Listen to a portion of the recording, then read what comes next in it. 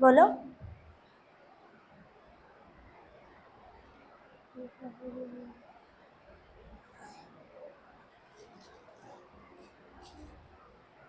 किसी को भी याद नहीं? प्रभु आप सबको आशीष करे। हालेलुया। हम वचन खोलेंगे कुलुस्सियों 3 अध्याय उसका 9 और 10। कुलुस्सियों 3 अध्याय उसका 9 और 10। सबने खोला? पढ़ो। एक दूसरे से झूठ मत बोलो, क्योंकि तुमने पुराने मनुष्यत्व को उसके कामों समेत उतार डाला है और नए मनुष्यत्व को पहन लिया है, हाँ। जो अपने सृजनहार के स्वरूप के अनुसार ज्ञान प्राप्त करने के लिए नया बनता जाता है। हालेलुया। पौलुस ने कहा एक दूसरे से झूठ मत बोलो, क्योंकि तुमने पुराने मनुष्यत्व को उसके कामों समेत उतार डाला है और नए मनुष्यत्व को पहन लिया है, जो अपने सृजनहार के स्वरूप के अनुसार ज्ञान प्राप्त करने के लिए नया बनता जाता है। हालेलुया। झूठ, बुधवार को क्या था? झूठ से यहोवा नफरत करता है। हालेलुया। तो झूठ से बचने का सही तरीका क्या है? बोलो। झूठ से बचने का सही तरीका क्या है? पश्चाताप करना, बिल्कुल, परमेश्वर की शरण में रहना, और जैसे परमेश्वर ने कहा है कि मैं सत्य हूँ, तो सत्य जीवन मार्ग में है, तो सत्य पर ही चलना है। हाँ, सत्य पर चलना है, सच बोलना है। सबसे सही तरीका है सच बोलना। सच बोलेंगे तो पश्चाताप आएगा, सच बोलेंगे तो हम परमेश्वर के शरण में जाएंगे। अगर सच ही नहीं होगा तो ये सारे काम हमारे से होंगे ही नहीं। तो सच बोलना बहुत जरूरी है। और सच की शुरुआत कैसे होती है? सच की शुरुआत कैसे होती है? बोलो समीर भाई। सच की शुरुआत वचन से होती है। परमेश्वर का वचन हमारे अंदर होगा तो सच हमारे अंदर आना शुरू हो जाएगा। अगर वचन ही नहीं होगा तो हम सच में नहीं बने रहेंगे। हालेलुया। तो सच बोलना है तो क्या करना है? वचन में जाना है। परमेश्वर का वचन सच्चाई की राह पर चलाता है। परमेश्वर का वचन जो लोग जानते हैं, जो उसे समझते हैं, वो वचन आत्मा को स्ट्रांग करता है। और जब हमारी आत्मा स्ट्रांग होती है तो हम झूठ से दूर होते जाते हैं और सच के करीब आते हैं। हालेलुया। क्यों? क्योंकि फिर हमारे अंदर क्या होता है? परमेश्वर का डर आ जाता है। क्योंकि हम क्या कर रहे हैं? हम झूठ से दूर हो रहे हैं और परमेश्वर के करीब जा रहे हैं। तो परमेश्वर का डर ऑटोमेटिक हमारे अंदर बढ़ता जाता है। और जो ये बाइबल है वो हमें सच बोलना सिखाती है, क्योंकि बाइबल सत्य पर आधारित है। और सत्य क्या है? वचन। वचन क्या है? वचन सत्य है, सत्य वचन है। हाँ, सत्य परमेश्वर है। राइट। तो बाइबल हमेशा सच बोलना सिखाती है। बाइबल कभी भी झूठ नहीं सिखाती। ना वो झूठ बोलती है, ना वो झूठ सिखाती है। बाइबल में स्टार्ट से लेकर एंड तक जो भी लिखा हुआ है, एक एक बात सच लिखी हुई है। इसीलिए हम बाइबल को फॉलो करते हैं, क्योंकि इसमें यीशु मसीह की पहचान है और उसी पहचान में हमें आगे बढ़ना है। जब हम उस पहचान को लेकर चलते हैं तो झूठ हमारे अंदर से खत्म होता जाता है और सच हमारे अंदर आना शुरू हो जाता है। वचन कहता है, एक दूसरे से झूठ मत बोलो, क्योंकि तुमने पुराने मनुष्यत्व को उसके कामों समेत उतार डाला है। झूठ हमें नहीं बोलना है, पर आजकल जिसको भी देखो हर छोटी सी बड़ी बात में झूठ है ही है। दुनिया की लैंग्वेज में अगर मैं बोलूं तो ऐसे हो गया है कि जैसे हम चने खा रहे हैं, झूठ बोल रहे हैं मतलब चने खा रहे हैं। एक झूठ पूरा नहीं होता कि दूसरा आ जाता है। एक झूठ को छुपाने के लिए एक और झूठ, उस झूठ को छुपाने के लिए एक और झूठ, झूठ के ऊपर झूठ हम बोलते जाते हैं और उसी झूठ के द्वारा हम क्या करते हैं, हम धोखा देते हैं। तो पौलुस ने तो कहा कि पुराने मनुष्यत्व को उसके कामों समेत उतार डालो, पर हम तो झूठ पर झूठ बोल रहे हैं। तो पुराना स्वभाव हमारे अंदर से कैसे खत्म हुआ? अगर हम परमेश्वर को जान रहे हैं, वचन को जान रहे हैं, वचन को मान रहे हैं, तो हम झूठ क्यों बोल रहे हैं? मतलब अब भी हम पुराने स्वभाव में चल रहे हैं, पुराने मनुष्यत्व में ही चल रहे हैं। पौलुस ने कहा कि पुराने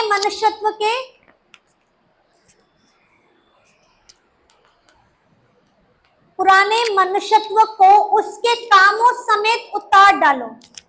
पूरा उतार देना है, इतना सा भी नहीं रखना है, इतना सा भी नहीं। पर आजकल हम यहां से यहां तक झूठ बोलते हैं। तो पुराना स्वभाव अभी हमारे अंदर है। किसी से भी आप पूछो, किसी से भी, कोई भी ऐसा व्यक्ति नहीं होगा जो झूठ नहीं बोलता। 100 में से मेरे अंदाजे से 10% लोग होंगे जो पूरी तरह से सच्चाई से चलते होंगे, नहीं तो 90% लोग झूठ पर ही चलने वाले हैं। हमें ऐसा लगता है कि हमने झूठ बोला, हमारा काम हो गया, बस सब ठीक है, पर हम रॉन्ग है, क्योंकि वचन के अकॉर्डिंग वो चीज रॉन्ग है। हमने पिछले वचन में सुना था कि यहोवा झूठ से नफरत करता है। हमारा एक झूठ भी यहोवा को पसंद नहीं आता। तो हम कैसे झूठ बोल सकते हैं? कैसे? अगर हमारे अंदर अब भी पुराना स्वभाव है, हम झूठ बोल रहे हैं, तो हम पाप भी करते हैं, हम बुराई भी करते हैं, हम चुगली भी करते हैं। ऐसी बहुत सारी बातें हमारे अंदर हैं अगर हम झूठ बोल रहे हैं तो, क्योंकि पुराना मनुष्यत्व हमारे अंदर से अभी तक नहीं गया है। 10वें वचन में कहा गया है कि नए स्वभाव, नए मनुष्यत्व को पहन लिया है, जो अपने सृजनहार के स्वरूप के अनुसार ज्ञान प्राप्त करने के लिए नया बनाता जाता है। सृजनहार कौन है? यीशु मसीह, जिसने इस पृथ्वी को सृजा है, उसने बनाया है। झूठ से नहीं बनाया है, सच से बनाया है। जब हम नए स्वभाव में चलते हैं तो हमारे अंदर बुराई नहीं होगी, हमारे अंदर झूठ नहीं होगा, हमारे अंदर पाप नहीं होंगे, गालियां नहीं होंगी, गड़बड़ियां नहीं होंगी, धोखा देना नहीं होगा। ऐसी बहुत सारी बातें हैं जो हमें सच की राह पर लेकर चलते हैं, और सच यहोवा को खुश करता है। झूठ से यहोवा नफरत करता है, तो सच से यहोवा खुश होता है। हालेलुया। तो हमारे अंदर नया स्वभाव होना जरूरी है। अगर अब भी हमारे अंदर पुराना स्वभाव है, पुरानी बातें हैं, तो हम आदम और हवा के स्वभाव को लेकर चल रहे हैं। क्योंकि आदम और हवा ने भी क्या किया? झूठ बोला, धोखा दिया, अधीनता का पालन नहीं किया, आज्ञा उल्लंघन किया, बुराई की, पाप किया। और वही स्वभाव आज भी लोगों के अंदर है। जब हम परमेश्वर के साथ जिलाए जाते हैं, जिस दिन हमने विश्वास किया, जिस दिन हमने बपतिस्मा लिया, हम यीशु मसीह के साथ मरकर फिर से जी उठते हैं, तो हमारे अंदर से आदम और हवा का स्वभाव खत्म होना चाहिए। हमारे अंदर फिर किसका स्वभाव आना चाहिए? यीशु मसीह का, क्योंकि हम यीशु मसीह के साथ मारे गए, उसी के साथ गाड़े गए और फिर से उसी के साथ जी उठे। पुरानी बातें हमारी मर गई, मिट गई, और जब जी उठे तो उसका जो नया स्वभाव है, जो यीशु मसीह का भी है, सच वाला, माफ करने वाला, एक दूसरे से प्यार करने वाला, पाप को ढांपने वाला, आज्ञा पालन वाला, अधीनता में चलने वाला, समर्पण में चलने वाला, ऐसा स्वभाव यीशु मसीह का हमारे अंदर आता है जब हम यीशु मसीह के साथ फिर से जिलाए जाते हैं। क्योंकि हमारे अंदर अब क्या आ चुका है? उद्धार आ चुका है। अब हम उद्धार के जीवन में चल रहे हैं और उद्धार का जीवन हमें अनंत काल की राह पर लेकर चलता है। हालेलुया। जब हमारे अंदर अगर उद्धार का जीवन है तो हम कहाँ जाएंगे? अनंत काल के जीवन में जाएंगे।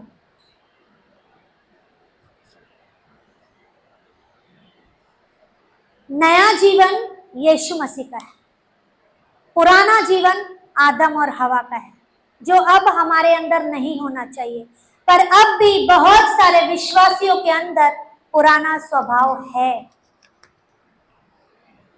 इन बातों से हमें बचना है, क्योंकि वचन कहता है यहोवा को झूठ से नफरत है।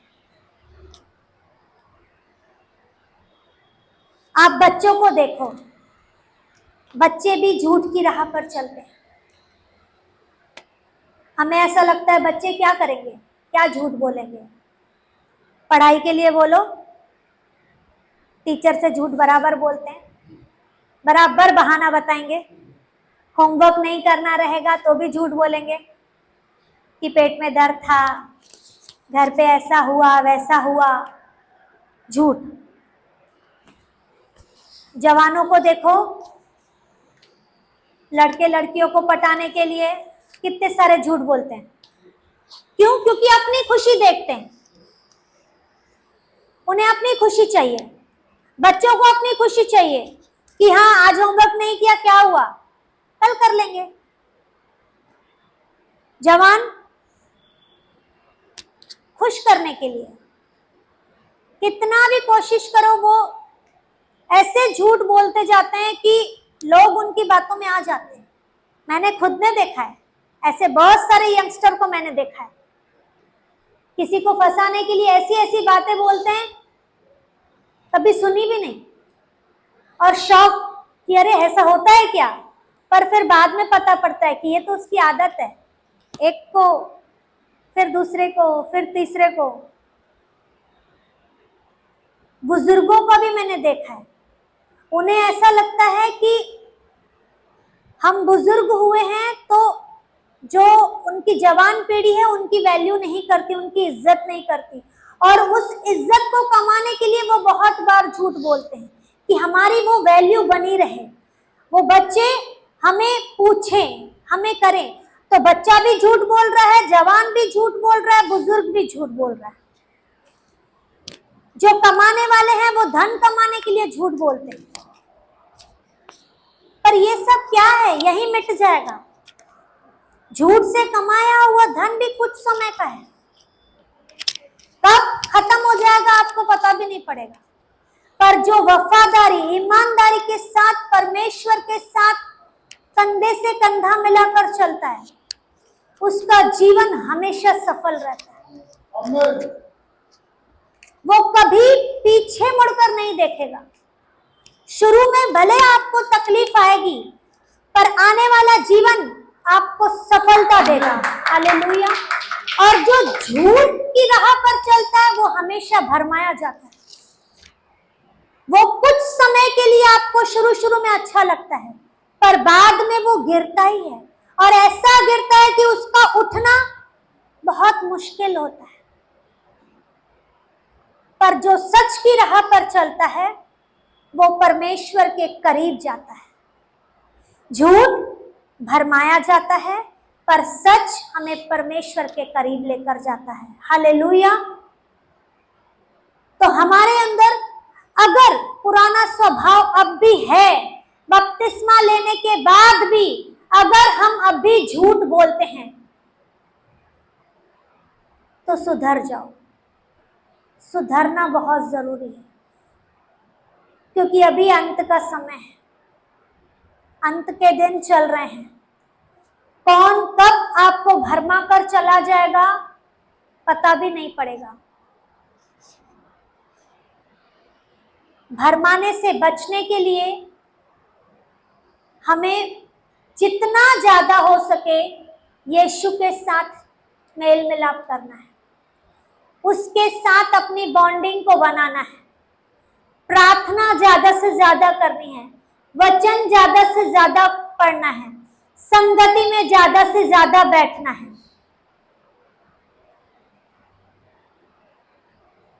परमेश्वर से वफादारी करनी है, कलीसिया से वफादार रहना है, पास्टर और लीडर से वफादार रहना है, अपने परिवार से वफादार रहना है, क्योंकि यही बातें आपको परमेश्वर के करीब लेकर जाती है।